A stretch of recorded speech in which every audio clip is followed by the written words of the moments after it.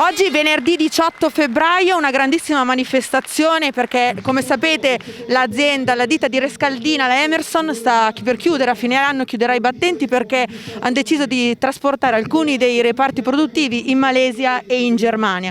Oggi appunto una manifestazione molto partecipata, non si vedeva così da tantissimo tempo. Il corteo è partito da Piazza del Monumento ed è arrivato fino a qua, in centro a Legnano. Hanno richiesto i lavoratori, protestando, anche un incontro con il sindaco di Legnano, Lorenzo Radice, e anche con il sindaco di Rescaldina. L'incontro, questo colloquio, è appena concluso qui a Palazzo Malinverni, sede del comune di Legnano, e noi siamo in diretta con il rappresentante del sindacato FIOM del Duca. Buongiorno, ci dica un po' com'è andato questo colloquio. Ma l'incontro è stato sicuramente positivo, i due sindaci si sono resi disponibili, a sostenerci in questa battaglia.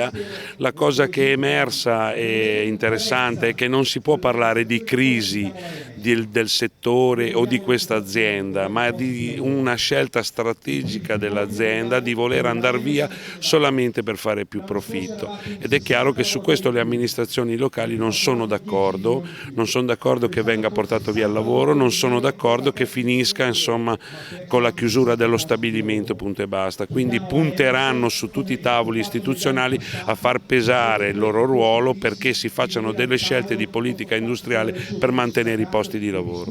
Abbiamo visto che oltre ai lavoratori della Emerson anche tantissimi altri operai e lavoratori sono stati a sostegno e hanno sostenuto questa causa. Qual è l'umore? C'è ottimismo?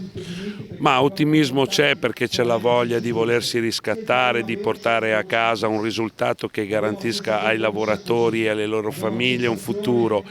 La partecipazione degli altri delegati, delle fabbriche, del territorio è per far sentire una solidarietà che secondo me va riacquistata, perché oggi capita alla Emerson, domani potrebbe capitare a qualcun altro. Bisogna uscire un po' dalla logica del ognuno deve pensare al proprio orticello, bisogna cominciare a mettersi insieme, perché non possiamo lasciare passare l'idea che questo paese vada verso un declino inesorabile e non dia prospettive alle future generazioni. Questo è inaccettabile. Perfetto, grazie del Duca, grazie mille, buona giornata.